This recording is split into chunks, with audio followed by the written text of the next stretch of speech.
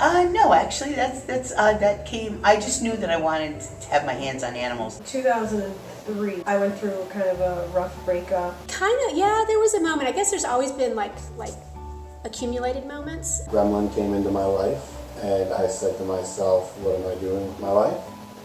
I feel like I should be rescuing dogs." Ever since I was very little, they have pictures of me crawling on the ground, reaching for rabbits and things. So I knew that was something that was going to be part of my life. I am a vet tech, and I am actually a school teacher. I taught phys ed, so I was a normal human being at one time. So I sublet my apartment in DC, moved back to Cleveland, and started Rowdy to the Rescue, and basically rescuing dogs from the local shelter, making my parents pay the vet bills.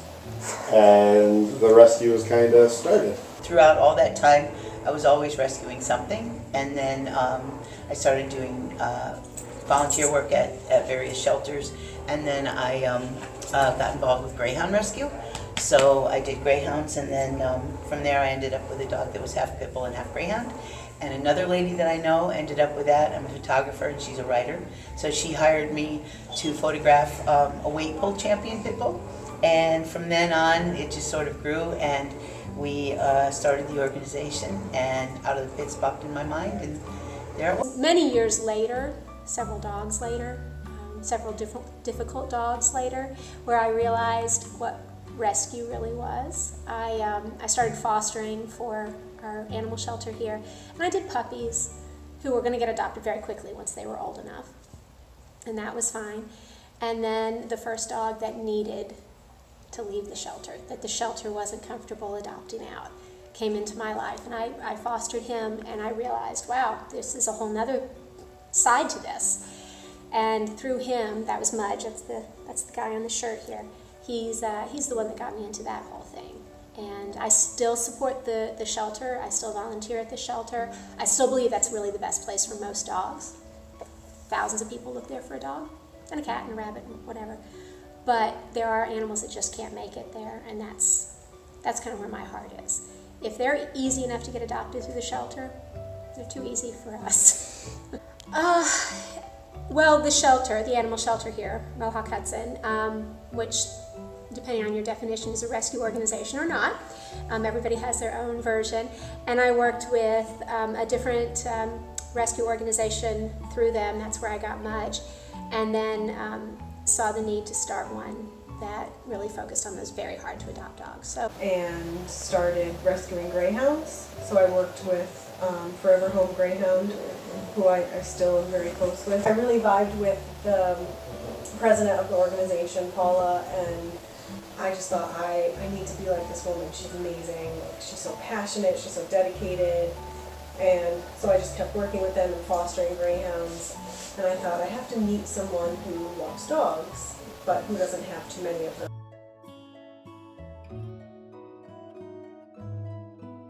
In a nursing home, there was a gentleman that had been there for 3 months, they said, and he hadn't responded to anything. He had just gone through the motions of being there. People in authority said, you can try him, but I don't think he'll respond. And I had my little Alex at that time, and we went in the room, and he was sitting in the recliner looking straight ahead, and she put her feet on the recliner footrest, and he said, a pit bull. I had one of these when I was a kid, and he just had verbal diarrhea. He talked and talked, and the people that were in the hallway were standing there with a clipboard crying, you know, and it was everything that he needed to connect with, you know. First dog we officially pulled from Mohawk Hudson, once we were a 501(c) organization and could officially pull dogs. Her name at the time was Winona. She'd been at the shelter, she'd been adopted. The adopters hadn't listened to the instructions, and she had bitten somebody because they hadn't listened, and she was going to be euthanized. So she came to me. She went to my basement. You know, we have a whole setup down there, and I remember the first walk we tried to take, and there were three people that she really trusted and her. She was so nervous she was vomiting. She was just crawling out of her skin, upset. I did not have high hopes for this dog. I was like, I don't know what we're gonna do, but we just let her decompress, have all the time she needed. Fast forward, it took about 2 years. She now has 2 amazing moms. She lives right off of Lark Street in Albany. She is the queen of Lark Street. She's amazing, and you know, she's right now, she's at summer camp in Skinny Atlas, swimming in the lake with her dog brother and her moms, and you know, they send us pictures, and it's just like, that's why we do this. This is it. This is what we hope for all of the dogs. We don't always get there, but we hope for that. We had a raid in Vermont, and there were 22 dogs. I was called to go and evaluate them. We took 10 of them, and one of them was a 6.5-year-old guy who had lived on his chain for all his life. Very rarely do we ever get papers on the dogs, but in this case we did. So we had 15 generations of this individual dog. We had him a whole year in the organization, and not one person applied for him.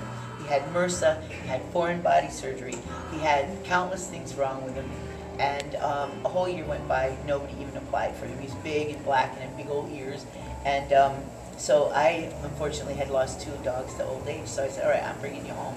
So within 3 months, he had his Canine Good Citizen, his American Temperament Testing Society, his Canine Good Citizen Advanced, and his therapy dog. And he was the first dog that Hudson Valley allowed on campus for stress reduction day for the kids. So I only had him 17 months, though. He died of a brain tumor in December, and he brought so much joy to people, I can't even tell you. And he never made a wrong move anywhere with anybody or anything. He was just great after having lived, you know, like that. So he was such an inspiration, you know, as far as something that's had something terrible happen to them, and then just brings so much joy to so many people. So I go to the emergency vet, and they have Molly back there, and I'm sitting in the waiting room, and there's this gentleman in the corner with another guy on the phone, just frantically calling people. And I'm just being, you know, and listening, just because, you know, hear what's going on, and he's saying, I need this, you know, my dog's gonna die, I don't know what to do.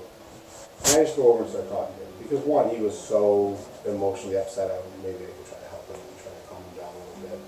And he starts telling me all about this pit bull named Rip that was 14 years old. He's had him since he was, I think, 10 weeks old. Telling me about the park they go to.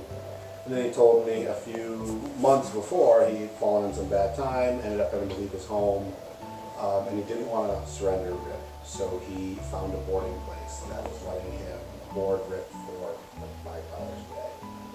But that $5 a day comes with that type of care. And Rip ended up getting really sick at the boarding place and called Robert and said, I don't know what to do. You know, Rip's not acting really well. I think he needs to go to the vet. So Robert went and picked up Rip, took him to the emergency vet, and they couldn't do anything for him. And it came down to the fact that they needed 50% of the estimate or they can't treat him. So Robert was a seasonal worker, and this was winter time, so he was not employed currently, so Care Credit wouldn't give him anything. Nobody would give him any help because of his situation. He was living in a shelter at the time, so he didn't have a home, but he made sure that Rip had, Right. you know. And he just couldn't figure out what to do. He was calling friends, and and then one of the vet techs came out, and she said, you know, did you figure out how to pay 50%? And he said, well, I have $200. Can I give you $200 now? The bill, the estimate was $4,000, so he needed to come up with $2,000. Because I have $200 now, I'll give you this now, and I'll come up with the rest later on. And they said, no, they couldn't do that.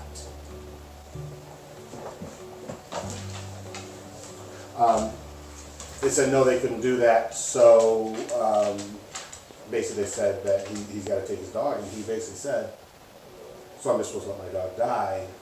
I walked outside, called Marisa, and I kind of started the story. She said, just do what you're going to do. I know what you're going to do.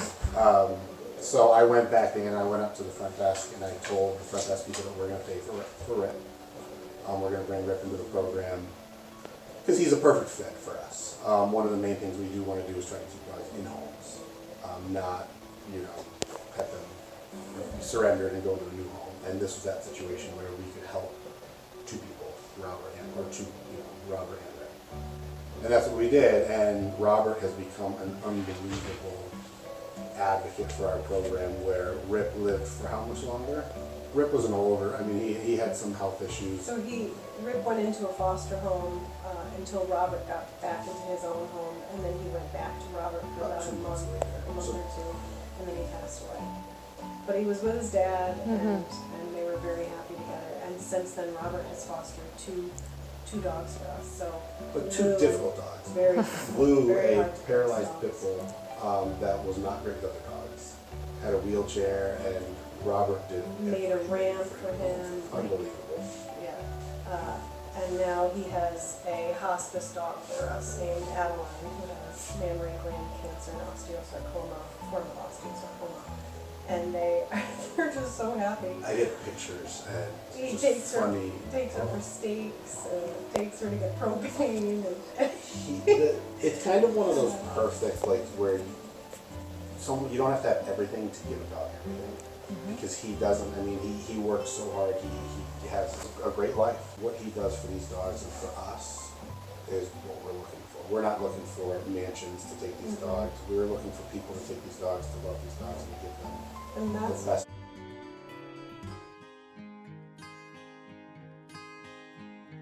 So forgiving, even when you know all the horrible things that have happened. They may need more time, they may need more space, they may need that quiet place to find themselves, but when you have earned their trust, there's nothing like it in the world. And to be able to see one of those dogs then open their world enough to trust another person and to go into another home and be successful it's amazing. I never really thought that we were going to get there with the rescue. I honestly just thought I would have all these dogs in my house forever, and I do have a lot of dogs in my house, but we have the success stories of those dogs that get terrified, shut down, wouldn't leave the house, wouldn't go on a walk, wouldn't do any of these things, and they've now been adopted into amazing homes. love and want and desire, and it's given us so much to work for and towards. A lot of people have signs and others, some that say, who rescued who, and that's in fact what it is about, is that, it's not just about rescuing something, it's about living it. And dogs, what I find is that I have a sign on my car that says, "The Lord help me to be the person my dog thinks I am," because they are all forgiving. They are all, no matter what, no matter who we are, no matter what we do, whatever, what we look like, anything, they love us anyway, and that's what we were supposed to do with each other. So for me, that's the inspiration, because especially these dogs have gone through such almost unspeakable cruelty, and they still like us, and that to me is like such an inspiration for what we should be to each other. And then there's always just that, you've had a bad day at work and you come home and they don't care. They're happy to lay there with you, or they're happy to say, "I really don't care how you're feeling right now, take me out." Get off of your own problems. It's not about you right now, it's about me. And that you need that sometimes. You need that person or that creature to say to you. And then she came into my life and opened up my eyes, and she is the reason I married her. She's the reason that we've saved almost 300 senior dogs and almost 300 other dogs for the senior dog program. So rescue to me is my life. Well, the most of the dogs that come from the stores in the mall are from puppy mills. Those dogs aren't healthy. They're not emotionally well balanced. If that's what you think you're getting, you're not. You're getting a dog that has, at critical times in his or her development, hasn't had the socialization, maybe purebred, but that's it. That's you've got papers that say that. So you're getting probably an emotionally stunted dog. You're getting an unhealthy dog because the dog has been bred and bred and bred with no concern for genetics, if that's what you think you're getting. And it's perpetuating a cruel industry. When you look at a dog from a shelter or a rescue, you're getting the dog in front of you. You're getting this guy who is, in Murphy's case, we know this is his personality. He's an adult. No, you're not going to have that cute little puppy stage, but this is the dog you're going to get. And I've been around puppies enough to know that just because the puppy is cute and cuddly when they're 6 weeks old doesn't mean they're going to be like that when they're 2. And if you're looking for a dog that's really stable and good with your kids and good in your environment, you want to get an adult dog. They're it's just the way to go. Plus, you just flat out, you save a life. These are dogs that, even if they're not at risk of euthanasia at the shelter in the rescue, when that dog is adopted out of that place, it frees up a spot for another dog. So you're just doing the right thing. For sale in the malls or from puppy mills, because no responsible breeders would ever let their dogs, go out where someone could get them and not do right by them. We say that we benevolently torture people before they can get a dog from us. We do reference checks, we do home visits, we do vet checks, and then we talk carefully to them to find out, what their lifestyle is to make the right match. Because it's ultimately, a lot of people will say, well, we adopted so many dogs, but I always say to them, well, then how many have you had returned? Because I really can't speak on buying from a mall. I think the whole concept of selling pets in a store is, it blows my mind completely. It's like sticking a child in a glass cage and putting a price tag on it. I don't get it. It's not okay, and it shouldn't happen. I feel like if you're gonna get a dog from a breeder, you need to do your research.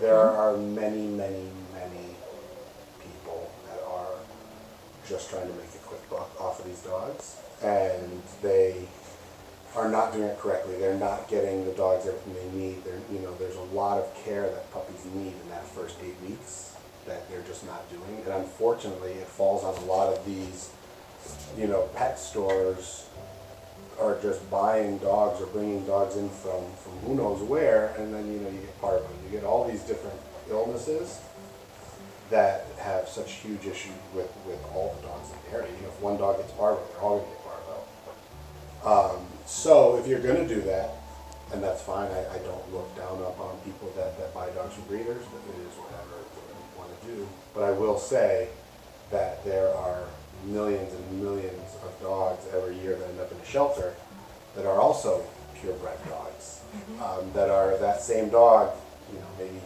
5 months later that you bought from the breeder at the shelter, and that needs a home. And there are breed-specific rescue. So do your research. Yeah. These are not money-making, get a job.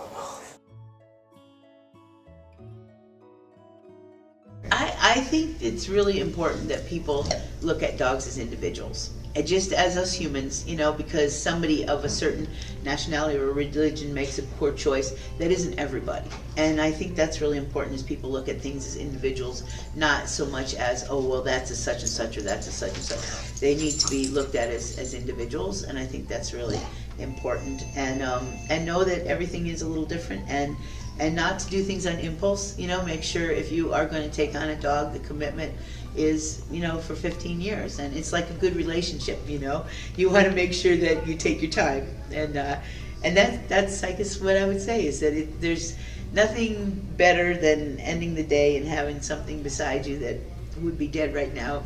I guess I just wish that the people would think more about life from their dog's eyes. If we could listen more to dogs wouldn't need us in the rescue, and that would be wonderful. If there came a day when there were no dogs that needed a rescue for dogs that had bitten people, I would love that. I'd be like, thank God, because that means that dogs have been listened to, and that when they growl, oh, I'm going to back away from that. I'm not going to keep forcing that issue. So that would be my hope, that we could do that more.